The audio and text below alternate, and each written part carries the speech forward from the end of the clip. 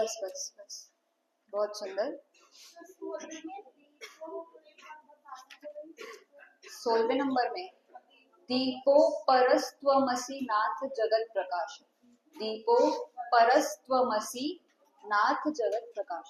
ठीक है, चलिए मंगलाचरण करते हैं सभी मिलकर के। भक्तामर प्रणत मौलिमणि प्रभाना मृत्योदितं दलितपापितमोवितानं सम्यक् प्रणम्य जिनपादयुगं युगादा वालम्बनं भवजले पतितां जनानाम्। पाठ करके हमें ये समझ में आ जाता है कि अभी हमारी कहाँ कमी है और हमें थोड़ी सी और मेहनत करने की कहाँ आवश्यकता है। उच्चारण संबंधी भूल जहाँ जहाँ होती है उस जगह पर हमें पुनः प्रयास करना चाहिए जब तक वह भूल दूर ना हो जाए, क्योंकि उच्चारण के संस्कार जो है वो पूर्व के पड़े हुए होते हैं कुछ अक्षरों को गलत बोलने के। तो क्या होता है कि बहुत बार हम वो अक्षर बार बार ही गलत बोलते हैं क्योंकि हम बचपन से ही गलत बोलते आए हैं। तो इसलिए हमें इस संदर्भ में थोड़ा सा ध्यान रखना चाहिए कि हम किस प्रकार से इसे थोड़ा सा सही कर सके। देखो, ऐसा नहीं है कि आप नहीं बोल पाओगे, आप बोल सकते हो। संस्कृत के शब्द हैं, थोड़े मुश्किल पड़ते हैं क्योंकि कभी नहीं पाठ किया गया, पहले कभी नहीं पढ़ा है। पर बार बार यदि आप प्रयास करेंगे, उस एक ही एक शब्द को बार बार बोलने का प्रयास करो। 2 दिन, 4 दिन, 10 दिन लगेंगे, लेकिन होगा ठीक, और बिल्कुल आपको वो स्मरण में भी रहेगा। तो प्रयास करते रहें। चलिए, 22वें नंबर की कल हमारी चर्चा हो गई थी, जिसमें हमने ऐसी अभूतपूर्व माता की चर्चा करी जो 3 लोक में कभी ना हुई ना कभी होगी। ऐसी माता जिन्होंने तीर्थंकर को जन्म दिया, पूर्व में हुई और अब कभी ना होगी। मतलब ऐसी माता दूसरी नहीं होगी जो तीर्थंकर को जन्म देती है।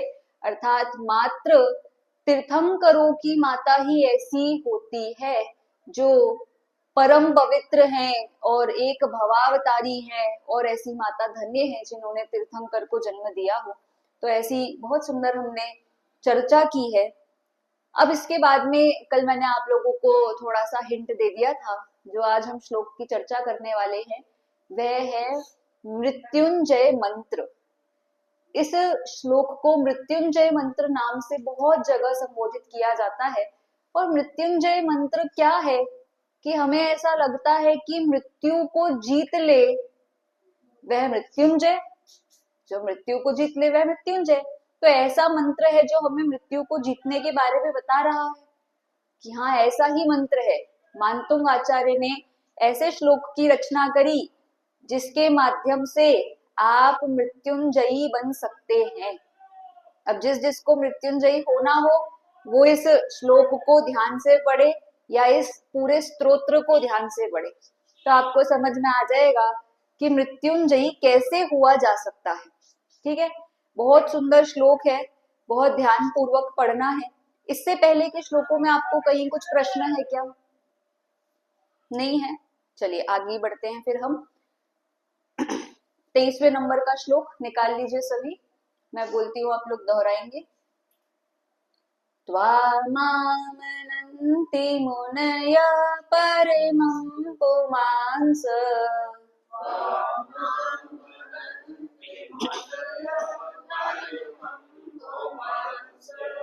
मादित्यवर्णममलं तमसः परस्तात्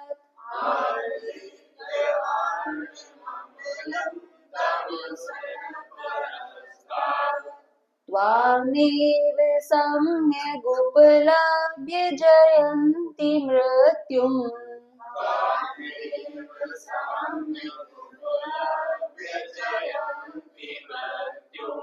नान्य शिव शिवपदस्य मुनीन्द्रपन्था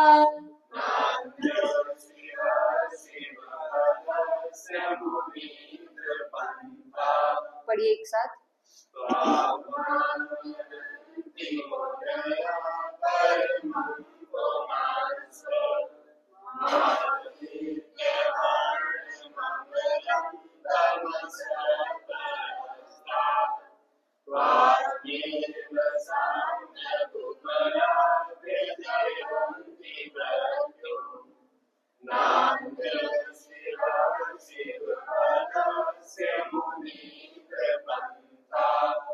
देखो क्या कह रहे हैं, बहुत अच्छे अच्छे विशेषण दिए हैं इस वाले काव्य में मानतुंगाचार्य ने।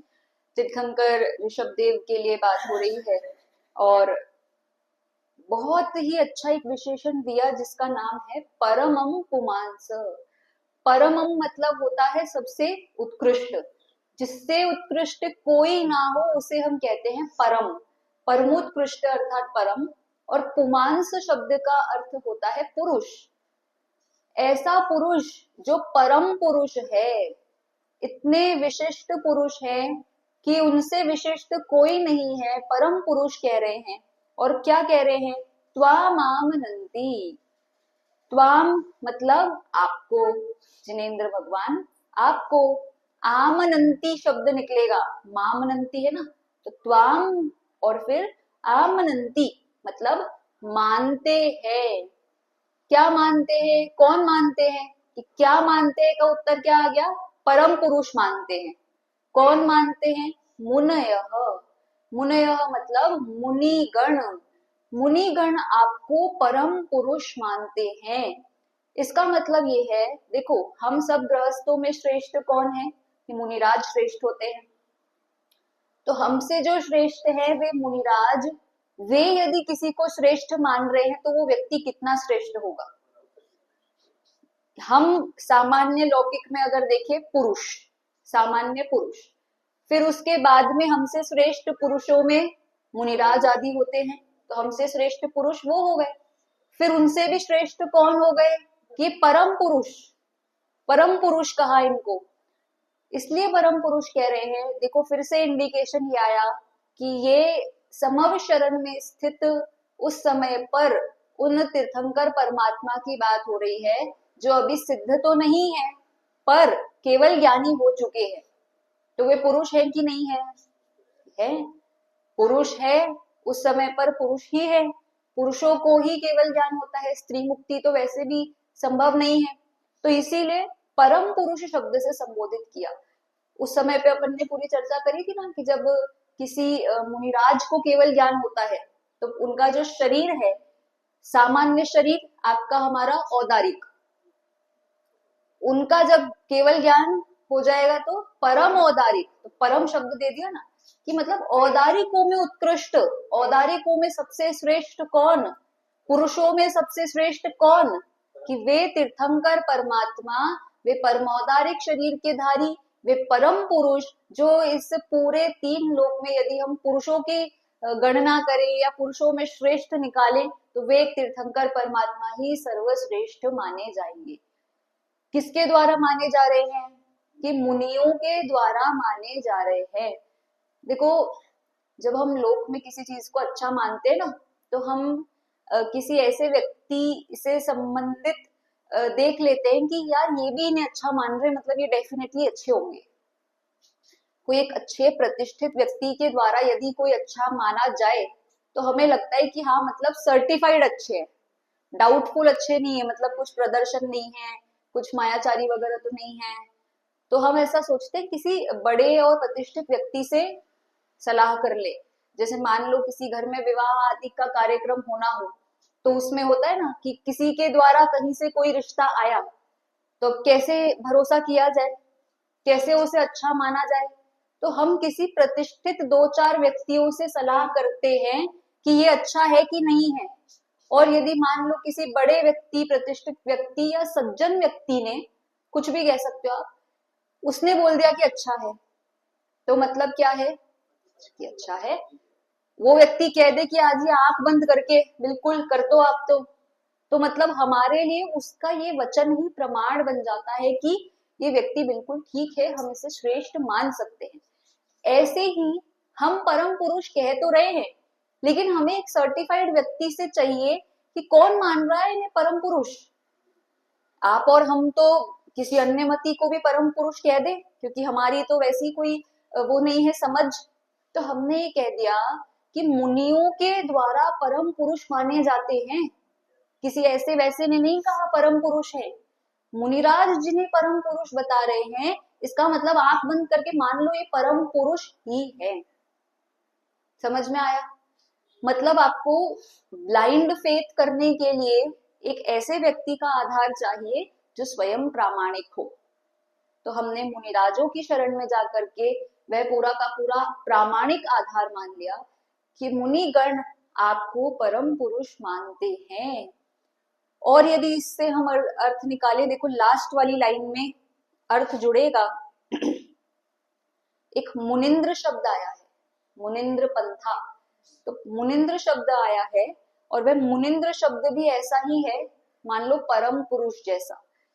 मुनिंद्र मतलब क्या होता है? एक तो वे सामान्य मुनि, और एक जो मुनियों में भी इंद्र हैं, मतलब स्वामी हैं, या फिर मुनियों में भी सर्वोत्कृष्ट श्रेष्ठ है। इंद्र शब्द स्वामित्व के लिए आता है। जैसे आप कभी गोमट सार पढ़ोगे ना, तो उसमें इंद्रिय शब्द की जब परिभाषा दी, तो उसमें इंद्र शब्द से शुरू करी परिभाषा, कि जो स्वामित्व करता हो किस पर, कि आप लोगों पर स्वामित्व करने वाली आपकी इंद्रियां, ऐसा कि हमसे हमारे कार्य करवाती है। नेत्र इंद्रिय का कार्य कि भाई हमें वर्ण अच्छे लगते हैं, विषय भोग अच्छे लगते हैं, ये इंद्रियों के कारण से, तो इसीलिए तो है। इसलिए तो उसमें व्युत्पत्ति बताई गोमट सार में पूरी, कि इंद्र शब्द से ही प्रारंभ किया, गाथा में मूल ऐसे ही प्रारंभ हुआ। तो इंद्र शब्द का अर्थ बेसिकली होता है स्वामित्व करना, किसी भी चीज पे कमांड जमा लेना या बहुत प्रभावशाली होना। तो ऐसे ही स्वर्ग में होते हैं इसलिए इंद्र, कि वे प्रभावशाली हैं, कमांडफुल हैं, सर्वश्रेष्ठ हैं, बड़े हैं, सुप्रीम हैं। तो अब मुनियों में इंद्र की बात हो रही है, तो कौन है मुनियों में इंद्र? तीर्थंकर। मुनियों में इंद्र वे केवल ज्ञानी हैं जो अभी इस मनुष्य भव में हैं, जिनको परम औदारिक शरीर है, वे मुनिराज ही होते हैं, वो कुछ अलग थोड़ी बन जाते हैं। मुनिराज ही है वो, केवल ज्ञानी, वे मुनिराज ही कहे जाते हैं। तो इसलिए उन्हें मुनिंद्र शब्द से संबोधित कर दिया कि भाई हम मुनियों में कैसे डिफरेंस करेंगे कि ये भी मुनि है, ये भी मुनि है। तो मुनिंद्र शब्द से कहा कि भाई ऐसे मुनिराज हैं जो सभी मुनिराजों के इंद्र है। जब कोई व्यक्ति मुनि दीक्षा लेता है, कोई पुरुष दीक्षा लेता है, तो वो क्यों लेता है दीक्षा? क्या टारगेट है? भगवान बनने के लिए ले रहा है? केवल ज्ञान के लिए तो चाहिए दीक्षा, और काहे के लिए चाहिए? मोक्ष जाने के लिए ही तो ले रहे हैं। तो परम पुरुष बनना है, मुनिंद्र बनना है, इसीलिए तो मुनि धर्म का एक लक्ष्य या पूर्णता कब कही जाएगी? जब वे मुनिंद्र पने को प्राप्त हो जाएंगे। यदि नहीं होंगे तो फिर इनकम्प्लीट रह जाएगा, फिर अगले भाव में दीक्षा लेनी पड़ेगी। मुनि धर्म का कंप्लीट अवस्था को कहा जाता है मुनिंद्रपना, मुनियों में श्रेष्ठपना। तो वे केवल ज्ञानी परमात्मा की बात हो रही है। तो आपको सभी मुनिगण परम पुरुष मानते हैं। बहुत सुंदर बात कह दी कि आपको सभी मुनिगण मान रहे हैं परम पुरुष। 23वां नंबर श्लोक है, पेज नंबर 32। ठीक है, तो अब मान रहे हैं तो क्या, फिर अगला शब्द देखो, पुमांसम शब्द इधर लेकर के, आदित्य वर्ण ममलम तमसह परस्तात्। आदित्य मतलब क्या होता है? सूर्य। देखो कितने सारे नाम आते जा रहे हैं आप लोगों के लिए, अलग अलग व्यक्तियों के सामान्य नाम जो आप देखते हो, वे सब नाम अधिकांश संस्कृत नाम है। आदित्य हो गया, और कल भी आया था एक हाथ प्राची, प्राची नाम आया था कल, प्राच्येव दिग्जनयति स्फुरदंशु जालम। अंशु, अंशु नाम आया था, अंशु मतलब होता है सूर्य किरण। तो ऐसे आप लोगों को पता चलता जाएगा कि अधिकांश नाम जो हम रखते हैं वो सब संस्कृत से उत्पन्न हुए, जिन्हें हम हिंदी समझने लगे हैं, उसकी कहाँ से शुरुआत होती है? आदित्य, आदित्य मतलब सूर्य। फिर से सूर्य आ गया, सूर्य के समान क्या है? तेजस्वी हैं। वर्ण ममलम, तमसः परस्तात्। परस्तात् शब्द का अर्थ होता है परे कर देना, दूर कर देना। अब सूर्य आ गया और परस्तात् आ गया, तो किसके दूर होने की बात हो रही है? अंधकार को दूर करने की बात हो रही है। अमलम शब्द आया ना एक, अमलम और तमसः, तो मल को दूर कर देना और अंधकार को दूर कर देना। ठीक है, इस तरीके। कहाँ पे? कौन से वाले प पे? परस्तात, वो तो विभक्ति लगती है। परस्तात शब्द जो है उसमें से परे शब्द अर्थ निकालना है, पर, कि वह परे हो गया है, दूर हो गया है, ऐसा। अच्छा, पुरस्तात लिखा है क्या उसमें? इसमें परस्तात लिखा है। अर्थ तो निकल रहा है उससे। हाँ, परस्तात लिखा है हमारी पुस्तकों में। देख लेंगे और कहीं अगर कुछ विशेष पाठ्यांतर मिलता होगा अन्य पुस्तकों में, तो उससे भी एक बार मैं आप लोगों को पाठ्यांतर देख करके बता दूंगी कि कुछ विशेष अर्थ निकलता है क्या इसका। देख के बताएंगे और अगर कहीं कुछ पाठ्यांतर होगा। ठीक है, तो क्या है कि सूर्य के समान है, आप आदित्य वर्ण वाले हैं, आप बिल्कुल सूर्य के समान, जैसे मानो सूर्य अंधकार को दूर कर देता है, ऐसे ही आप सारे मल को दूर करते हैं। अब मल शब्द में आप पूरे के पूरे कर्म मल इसमें समझ सकते हो, वो द्रव्य कर्म, भाव कर्म और नौ कर्म। कर्म मल में तीन आ गए ना। कर्म कितने प्रकार के? तीन प्रकार के, द्रव्य कर्म, भाव कर्म, नौ कर्म। और द्रव्य कर्मों के भेद में चलोगे तो 8 कर्म और उसके अलावा 148 कर्म प्रकृतियां सब शामिल हो गई इसमें। कषायें सब शामिल हो गई इसमें। 8 कर्मों का नाम आ गया, मतलब कषाय तो आई गई अपने आप। तो इस तरीके से यदि आप देखोगे तो मल शब्द में समस्त प्रकार के मल समाहित हो गए। तो आप कैसे अमल हैं? कैसे अमल कहे आप? कि आप द्रव्य कर्म, भाव कर्म, नौ कर्मों से रहित है, ऐसे अमल कर देने वाले और स्वयं अमल है ऐसे। जिस प्रकार सूर्य स्वयं रोशनीवान है और अन्य को भी रोशनी प्रदान करता है, जैसे अपन बोलते हैं ना स्वपर प्रकाशक, दीपक स्वयं प्रकाशमान है और अन्य को भी प्रकाशित करता है।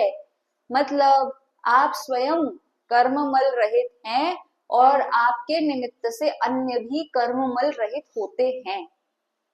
ऐसा करके यहाँ पर कह रहे हैं कि आप अंधकार को दूर करने वाले हैं। अंधकार में अज्ञान अंधकार, मिथ्यात्व रूपी अंधकार लेना, क्योंकि अगली लाइन में ही सम्यक शब्द दे रहे हैं।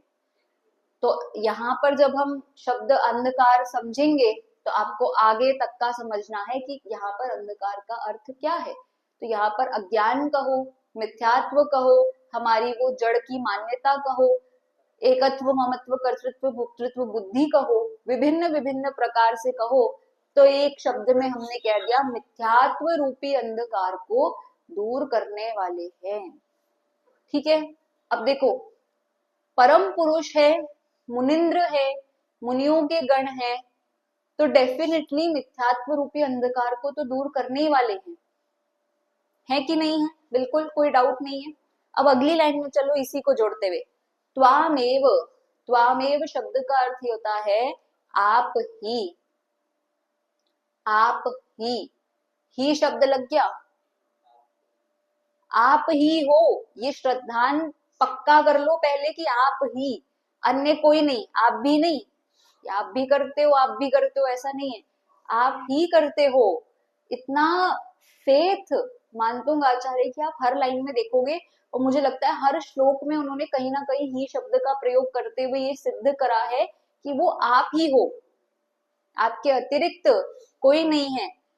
सम्यक उपलभ्य जयंती मृत्युम आ गया आपका फेवरेट, मृत्युंजय, मृत्यु को जीतते हैं।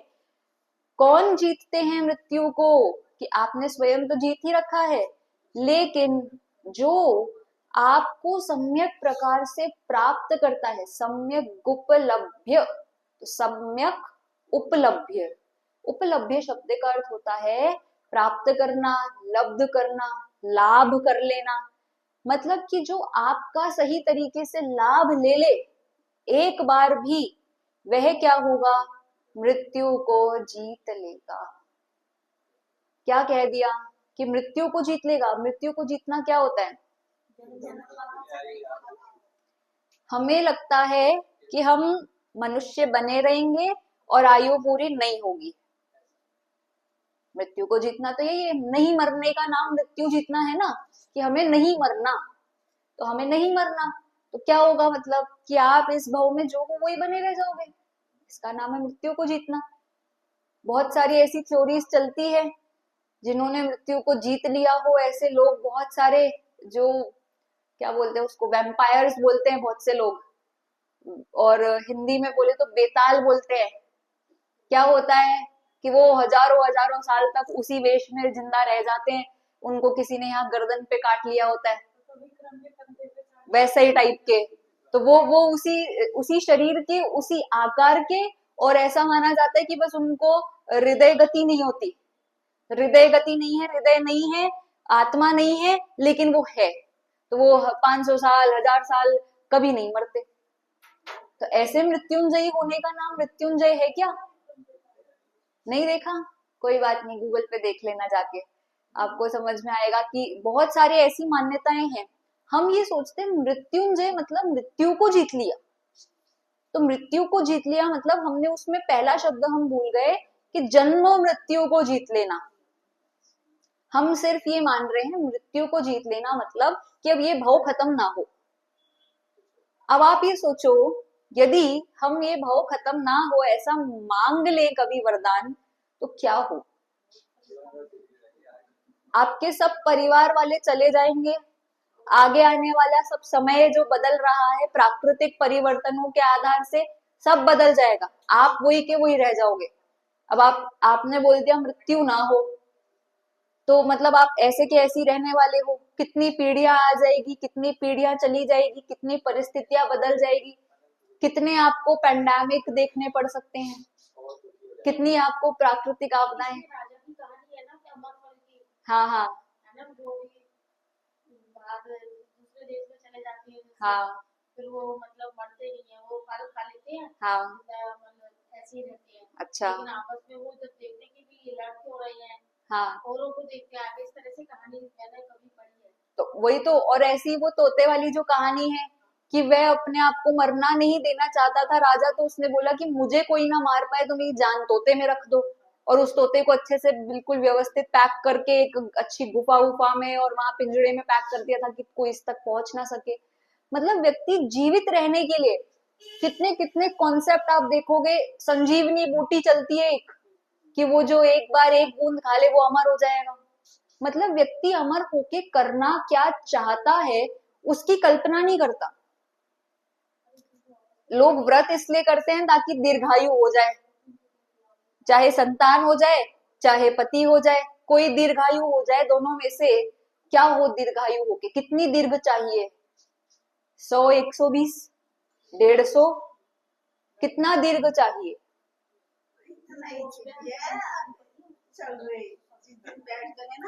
मतलब आप ये नहीं सोचते हो कि दीर्घायु होकर के कितनी परेशानी भी हो सकती है, क्योंकि पंचम काल है। ऐसा तो है नहीं कि आप 84 लाख पूर्व की आयु लेकर के 83 लाख पूर्व तक जवान ही रहने वाले हो। ऐसा भी नहीं है कि आप तीर्थंकर जैसे हो तो आप हमेशा ही 16 वर्ष के युवा रहने वाले हो। तो मतलब यदि व्यक्ति दीर्घायु हो जाएगा यहाँ पर, तो बुढ़ापे में ही तो जाएगा, आधे से ज्यादा समय बुढ़ापे में चला जाएगा। लगभग आप ये मान लो 60-65 के बाद से बुढ़ापा ही है। तो वो व्यक्ति, हाँ फिर भी 60-65 मान लो, तो वो व्यक्ति कैसे जिएगा दीर्घायु होके? उसका जीवन दुष्कर हो जाएगा, बुढ़ापे में जाएगा। और वो देख रेख करने वाली जिसने व्रत करा वो तो चली जाएगी, क्योंकि उसके लिए तो व्रत नहीं हुआ, तो वो ध्यान कौन रखेगा? होते नहीं, देखो ऐसे बहुत लोग हैं जो 120 और 150 साल तक के जीवित है। आपको पता है जापान में हाईएस्ट रिकॉर्ड बना है इस चीज का, कि वहां पर बहुत सारे लोग 100 से अधिक साल जिंदा रह रहे हैं। जापान में है ये रिकॉर्ड। जाएंगे ही जाएंगे। मतलब यही तो, हमें लग रहा है दीर्घायु होना, मृत्यु को जीतना पहले होती थी। अभी अभी वर्तमान में भी विदेश क्षेत्र में तो है ही, 1 कोटि पूर्व की मैक्सिमम आयु है। तो वो व्यक्ति वृद्धावस्था नहीं आती ना, सबसे बड़ा पॉइंट ये है। हाँ, लास्ट में भी आती है तो भी चतुर्थ काल है जैसे मान लो, तो ऐसी प्रतिकूलता नहीं रहती जैसी अपने यहाँ रहेगी। अपने यहाँ घटते घटते जो ये संवनन चलते हैं, घटती घटती क्षमताएं हैं, ये पंचम काल के प्रभाव से है। आप जब चतुर्थ काल के वृद्धों को देखोगे तो वो आपको युद्ध करते हुए दिखाई देंगे।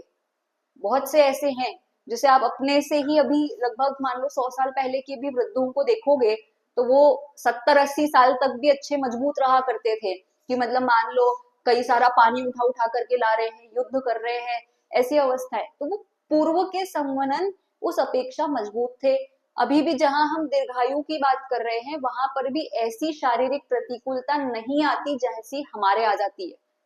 हमारे यहाँ जैसे चलना फिरना मुश्किल हो जाता है, या बिल्कुल वृद्धावस्था में एक व्यक्ति चाहिए देख रेख के लिए, तो ऐसी अवस्थाएं पुण्य उदय के साथ में नहीं बनती।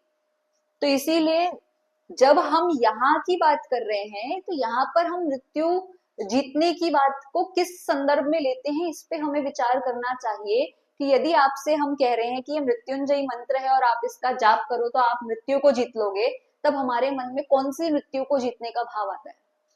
हम इस भव संबंधी ही मृत्यु को जीतने की बात कर रहे हैं कि मैं अमर हो जाऊं, और फिर हम हमारे घर वालों को और बच्चों को और सिखा दे कि बेटा इसका पाठ किया कर, तेरी दीर्घायु हो जाएगी, तुम मृत्यु को जीत लेगा। ऐसा अगर हम सोचें तो हमें स्वयं से ही प्रश्न करने की आवश्यकता है कि हम दीर्घायु होकर करना क्या चाहते हैं। वर्तमान में भी देखो, दीर्घायु की तो बात अलग है, मतलब हमसे स्वयं से आप प्रश्न करो कि मैं 1 महीने बाद भी जीवित रह करके क्या करना चाहता हूँ। यदि मैं आज मर जाऊं और मैं 1 महीने बाद मरूं और मैं 10 साल बाद मरूं, तो मेरे जीवन में क्या अंतर आएगा? वही जीवन होगा। आप रोज सुबह उठेंगे, नहाएंगे धोएंगे, घर के कार्य करेंगे या बिजनेस करेंगे, मंदिर जाएंगे आएंगे, फिर आप अपना कुछ यही काम करेंगे, दिन में सो जाएंगे, उठ के खाना खाएंगे, फिर उसके बाद आप थोड़ा बहुत यदि स्वाध्याय है तो स्वाध्याय कर लेंगे, नहीं तो फिर किसी अन्य रिश्तेदारी में रंजायमान हो जाएंगे, फिर शाम का भोजन करेंगे, फिर यहाँ वहां हो जाएंगे, रात को आकर के सो जाएंगे। यही चलेगा। तो उपलब्धि क्या है? ये तो हम पिछले 50 साल से भी कर ही रहे हैं। तो आपको एक दिन दे करके और 10 साल दे करके क्या फायदा? मतलब हम यदि दीर्घायु की बात भी करें तो कुछ उपलब्धि भी हो, कुछ अच्छा भी करो। कि आज मतलब मान लो मुझे ये टारगेट है कि मुझे भक्तामर स्तोत्र पूरा याद करना था, तो इसलिए मेरे पास ये टारगेट है अभी कि मुझे 10 दिन जीवित छोड़ दो, मुझे पूरा भक्तामर याद करना है। तो मतलब हमारे पास में जीवन के लक्ष्य तो है नहीं, हमारे पास जीवन में कुछ उपलब्धि करने के लिए, कुछ कार्य करने के लिए है नहीं। किसी को ऐसा लक्ष्य हो कि भाई मुझे सम्यक दर्शन करना था इस भव में, इसलिए मुझे अभी 10 साल छोड़ दो कि मुझे 10 साल में पक्का हो जाएगा, तो बात अलग है। लेकिन जैसे हमने पूर्व के 50 साल वेस्ट करे, वैसे आगामी 50 साल भी हम वेस्ट ही करेंगे। उपलब्धि नहीं है। इसीलिए मृत्युंजयी शब्द से हमें ये समझना है कि हमें इस भव संबंधी मृत्यु को जीतने की बात हम कर ही नहीं रहे हैं। और दूसरी बात, आप इस भव से खुश हो या परेशान हो। यदि खुश हो तो मृत्यु को जीतने की कोई बात भी करो कि भाई मुझे यहीं रहना है 150-200 साल और जीत करके अमर ही हो जाना है, मुझे तो यहीं रहना है। यदि आप खुश हो तो, यदि आप यहाँ पर भी कुछ दुखी हो, कुछ परेशान हो, या ये भाव भी कुछ अच्छा नहीं रहा, तो आपको किस बात के लिए इसी परिस्थिति में 150-200 साल जीने? अच्छा नहीं लगा तो फिर और कौन सा भाव अच्छा लगेगा? सभी बेकार है।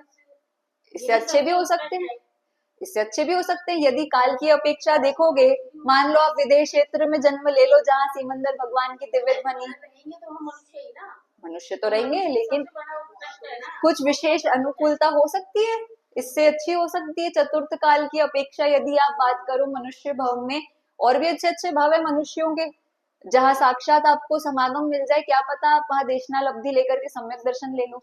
शायद सम्यक दर्शन ले लोगे तो स्त्री पर्याय का क्षय भी हो जाएगा।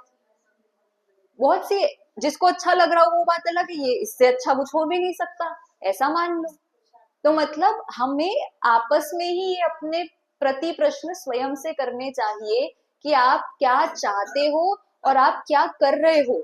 हमारे चाहने में और करने में बहुत फर्क है। तो इसलिए मृत्युंजय जब हम कह रहे हैं कि यह मृत्युंजय मंत्र है, इससे बिल्कुल सीधा मानतुंग आचार्य के शरण में जाकर के हमने अर्थ पूछा और उन्होंने ये उत्तर दिया कि इसे हम मृत्युंजय इसलिए कह रहे हैं क्योंकि ये जन्म मृत्यु का चक्र मिटा देने वाला मंत्र है। कैसे मिटेगा? शब्द दे दिया सम्यक उपलब्ध्य, सम्यक, सम्यक शब्द दिया जो आपको सम्यक प्रकार से प्राप्त करे। हे जिनेंद्र भगवान, आपको सम्यक प्रकार से प्राप्त करना मतलब क्या है कि जैसा आपने किया मैं भी वैसा करूं। आपने बोला सम्यक दर्शन प्राप्त कर ले, ठीक है, मैंने सम्यक दर्शन प्राप्त कर लिया। केवली के पादमूल की बात हो रही है, साक्षात दिव्य ध्वनि में मैंने सम्यक को प्राप्त कर लिया, तो शायद सम्यक दर्शन होने के बाद में मेरे जन्म मृत्यु का चक्र नष्ट हो जाएगा। क्यों हो जाएगा? ज्यादा से ज्यादा 2-3 भव और फिर मोक्ष। तो ये आपको एक बहुत बड़ा स्टेटमेंट दे रहे हैं मानतुंगाचार्य कि मृत्युंजय कब हुआ जा सकता है? जब आप मोक्ष प्राप्त कर लो तब ही हो सकते हो।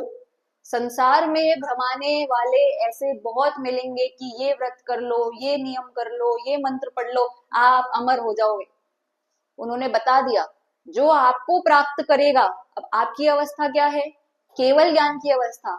मतलब जो केवल ज्ञान की अवस्था को प्राप्त करेगा सिर्फ और सिर्फ वही मृत्युंजयी हो सकता है, मतलब जन्म मृत्यु के चक्र से मुक्त हो सकता है। इसके अतिरिक्त संसार में 4 गतियां हैं, किसी में भी अमर नहीं हुआ जा सकता। किसी में भी मृत्यु को, आप सोचो कि देव बनकर के मुझे मृत्यु ना आए, आप सोचो एक इंद्रिय में मुझे मृत्यु ना आए, कि दीर्घ काल हो सकता है, लेकिन ऐसा नहीं है कि आप वहां से मरोगे नहीं। मरना सबको एक दिन, अपनी अपनी बार। तो मृत्युंजय शब्द से जब हम अर्थ समझ रहे हैं तो सीधा सीधा उपाय ये बता दिया, सम्यक दर्शन कर लो। और वो भी कैसा? शायिक सम्यक दर्शन कर लो, जो छूटे नहीं, जो साक्षात आपको लेकर के केवली भगवान के पास सीधा सीधा डायरेक्ट रास्ता लेकर के जाए, इधर उधर भटकने का मार्ग बताया ही नहीं। और आपको प्राप्त कर ले मतलब, आपको प्राप्त कर ले मतलब आपके बताए हुए मार्ग पर जो चल ले वो आपको ही प्राप्त करेगा। वह आपके शरण में रहेगा तो आपके समान हो जाएगा। ऐसा शब्द दे दिया, सम्यक उपलब्ध जयंती मृत्यु, मृत्युंजय बन जाता है।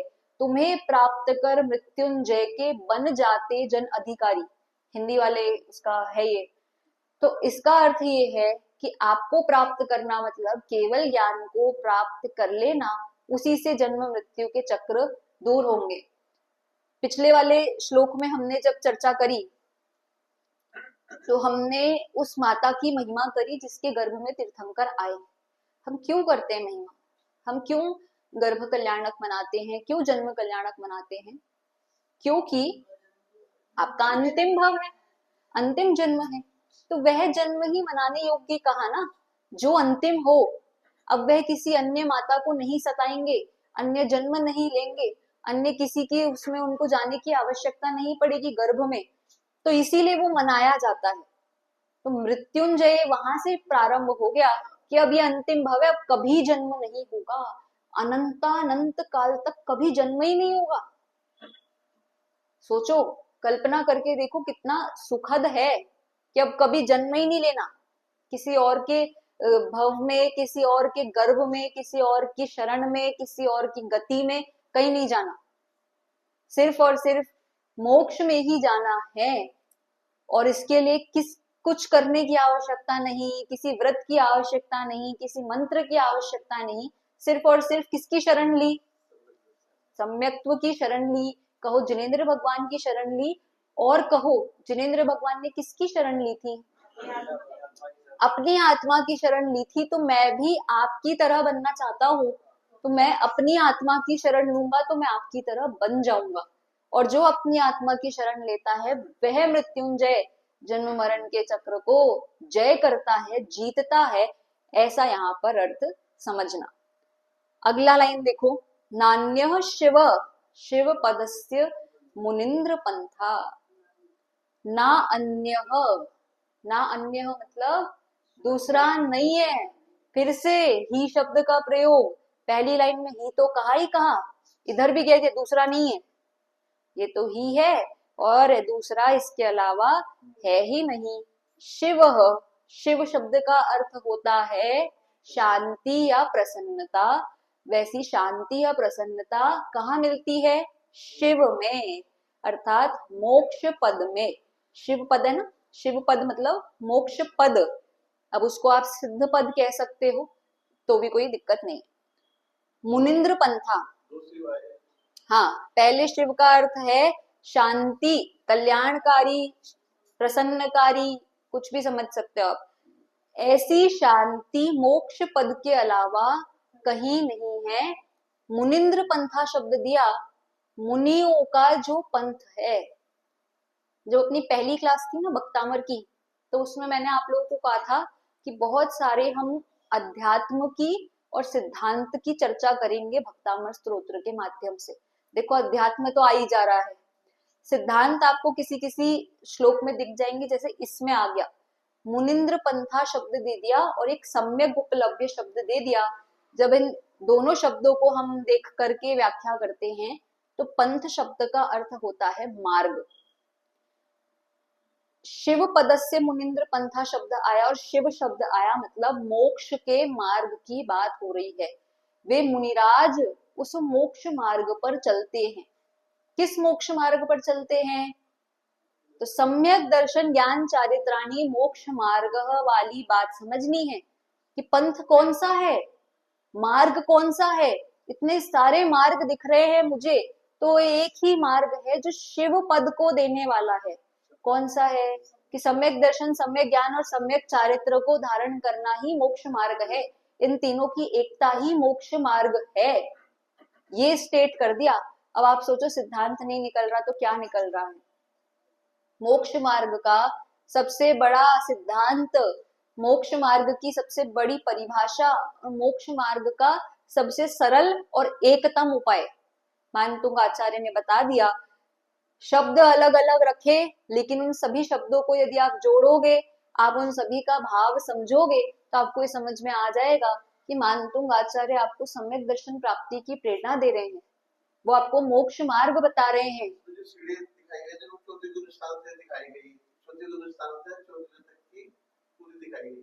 अच्छा, मेरे वाले में तो नहीं है, तो इसमें कहाँ है गुण स्थान? खाली सीढ़ियां हैं। हाँ, अच्छा काउंट कर लिया आपने? अच्छा, बढ़िया है। देखो अच्छा है ना, चित्र देख करके हमें अर्थ निकालना भी आना चाहिए। बराबर बताया इन्होंने कि वो 3 लोग का नक्शा बना हुआ है, उसके ऊपर सिद्ध परमात्मा विराज रहे हैं, तो वो गुणस्थानातीत अवस्था। और आप देखोगे एक छोटे से मुनिराज खड़े हैं ऊपर वाली सीढ़ी के पास में, बिल्कुल लास्ट सेकंड सीढ़ी पर, और साइड में समोशरण बना हुआ है और मानतुंग आचार्य साइड में बैठे हुए हैं कारागृह में। ऐसी छोटी सी फोटो बनी है, तो बिल्कुल सुंदर अर्थ बताया इन्होंने। अच्छा है बिल्कुल कि सम्यक दर्शन की प्राप्ति से लेकर के मोक्ष मार्ग तक का पूरा सिद्धावस्था का यहाँ पर गुणस्थान की अपेक्षा भी आप मान सकते हो। बहुत अच्छा, बहुत बढ़िया। ऐसे चित्रों को देख करके भी आप अर्थ निकालो। बहुत से मंदिरों में बनाए रखते हैं इसलिए चित्र, कि आपको श्लोक का भाव भाषण हो सके कि क्या बात चल रही है। मुनिराज बने हुए हैं वे मुनिंद्र पंथा शब्द के लिए, कि उस पथ को मुनिराजों ने साध लिया है और वे मुनिराज उस पथ को साध साध कर मोक्ष पहुंच रहे हैं। आज तक इतने सारे मुनिंद्र हुए। अच्छा, मुनिंद्र तीर्थंकर परमात्मा वे भी इसी पथ से आए हैं, अन्य कोई पथ नहीं है। तो मतलब मैं भी उसी रास्ते पर चलना चाहता हूँ जिस पर आप चल करके आए हो। वैसे ही समझ लो, जैसे शुरू में बात करी थी ना कि कोई अगर प्रामाणिक व्यक्ति उस बात को कह दे तो हम उसे मान लेते हैं, ऐसे ही रास्ता भी बिल्कुल प्रामाणिक हो गया, सर्टिफाइड हो गया। कि इस रास्ते से मुनिंद्र निकले हैं। अब मुनिंद्र शब्द का भाव भाषण हो रहा है ना आपको, मुनिंद्र कौन है। तो जब वे निकले हैं इसी रास्ते से, तो हम तो बिल्कुल आंख बंद करके चल सकते हैं। मान लो इस रास्ते पे कोई गड्ढा नहीं है, इस रास्ते पे भटकने का चांस नहीं है, इस रास्ते पे चोरी चकारी का डर नहीं है, इस रास्ते पे एक्सीडेंट होने का डर नहीं है, आप बस सीधा तेजी से चलाओ, आप सीधा जाकर के मोक्ष में रुकोगे। ऐसा प्रामाणिक पंथ मतलब मार्ग है। और ये मार्ग कुछ भी आप नाम दो, कुछ भी आप इसको संज्ञा दे दो कि क्या है, हम तो ये कहेंगे मोक्ष मार्ग है। पंथ का नाम चाहे कैसा भी हो, यदि वह बताते हैं कि सम्यक दर्शन, सम्यक ज्ञान, सम्यक चारित्र तीनों की एकता ही मोक्ष मार्ग है, तो हमारे लिए तो वही पंथ सर्वश्रेष्ठ है। तीन काल में अतिरिक्त कोई मार्ग नहीं है। काल दोष से पंचम काल में इसका नाम कुछ और रख दिया जाए, चतुर्थ काल में कुछ और रख दिया जाए, कहीं और कुछ और रख दिया जाए, ऐसा बिल्कुल नहीं। मात्र मोक्ष मार्ग की परिभाषा यही है, सम्यक दर्शन, सम्यक ज्ञान और सम्यक चारित्र तीनों की एकता। सम्यक शब्द जब तक रहेगा तब तक तीनों की एकता की सार्थकता है। अन्य में मिथ्या दर्शन, मिथ्या ज्ञान, मिथ्या चारित्र की कोई वैल्यू हम समझते ही नहीं है। हमें तो मात्र सम्यक शब्द दे दिया, तो इसीलिए मोक्ष का मार्ग सम्यक दर्शन, सम्यक ज्ञान और सम्यक चारित्र, ये यहाँ पर मानतुंग आचार्य ने बहुत सुंदर तरीके से, और आप देखो कितने सुंदर शब्दों में प्रस्तुत किया, बिल्कुल इजी, कुछ भारी शब्द नहीं, कुछ बहुत गहरी बात नहीं, बहुत आसानी से उन्होंने प्रस्तुत कर दिया कि आप उस सूर्य के समान हैं, आप ऐसे मुनिंद्र हैं, आप परम पुरुष हैं और मैं आपकी शरण में आता हूँ। अब जिस जिसको मृत्युंजयी होना हो, आज से लग जाओ काम पे। किसके काम पे लग जाओ? कि हम ऐसे तीर्थंकर देव की शरण में चले और उन तीर्थंकर देव की शरण में जाकर के उस रेवती रानी जैसा श्रद्धान कर लो कि 24 ही होते हैं, अन्य किसी के आगे मुझे मस्तक नहीं झुकाना, ऐसी श्रद्धान कर लो कि यही है, इनसे अतिरिक्त नहीं है। रत्नकरण श्रावकाचार में आया ना, तो उसमें यही है, ऐसा ही है और इसके अतिरिक्त नहीं है। तत्वम नान्य चान्य था, ये शब्द लिए उसमें, इदम एवे दृशम चैव तत्वम नान्य चान्य था, मतलब ना अन्य न च अन्य था। इस प्रकार अन्य भी नहीं है और अन्यथा कुछ है ही नहीं। इदम एवे दृशम, ऐसा ही है, यही है, ऐसा पक्का बिल्कुल श्रद्धान कर लेना चाहिए। तो आपको मृत्युंजय होने से कोई नहीं रोक सकता। और जैसे हम परम पुरुषों के दर्शन करने समव शरण में जाते हैं, वैसे आपके भी दर्शन करने कोई ना कोई आएगा। हम आएंगे, हम नहीं चाहते, हम भी आपके साथ ही राजें, सिद्ध शिला में राजते रहें, ऐसी मंगल भावना के साथ इसको अपन पूरा करते हैं। ठीक है, अपनी 4 दिन की लगातार कक्षाएं हो गई। अब आप लोग सुन करके नोट्स बनाइए, क्योंकि 4 दिन अच्छे से विषय अपन ने ले लिया। 23वें नंबर श्लोक तक अपनी चर्चा हो गई। अब कल से अपना जो भी रेगुलर रूटीन रहेगा प्रवचन का वो चलेगा। तो अब जैसे भी अपनी कक्षाएं हो पाएगी आगे लेंगे। आप लोग नोट्स बनाओ, कल ग्रुप पे भेजे मैंने नोट्स, तो वो उसको देख करके भी आप कुछ बना सकते हो, पढ़ सकते हो, विषय पक्का कर लो। अब थोड़ा सा बीच में आपको फिर समय है, याद करना शुरू कर दो, और जिस जिसने जितना जितना याद किया है वो समय समय पर सुनाते रहो, ताकि आप लोग आगे बढ़ते रहें। और नोटबुक्स आप लोग पूरी करिए, इसको यहीं पूर्ण करते हैं।